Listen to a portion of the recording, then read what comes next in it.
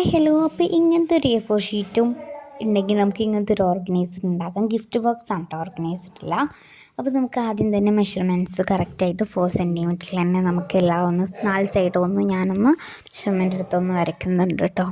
അത് ഫുള്ളായിട്ട് ഇങ്ങനെ ഒന്ന് മെഷർമെൻറ്റ് എടുത്ത് വരച്ചിട്ടുണ്ട് കേട്ടോ ഞാൻ.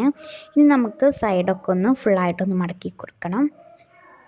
അപ്പോൾ ഞാൻ ഫുള്ളായിട്ട് മടക്കി കൊടുത്തിട്ടുണ്ട് കേട്ടോ സൈഡൊക്കെ. ഇനി നമുക്ക് എല്ലാം സൈഡൊക്കെ ഒന്ന് ജസ്റ്റ് ഒന്ന് കട്ട് ചെയ്ത് കൊടുക്കാം. ഇനി നമുക്കെല്ലാം ഒന്ന് ഗ്ലൂ തേച്ചിട്ട് കുറ്റി ഒട്ടിച്ച് കൊടുക്കാണ്ട് ഫുള്ളായിട്ടൊന്ന് ഒട്ടിച്ച് കൊടുക്കാം.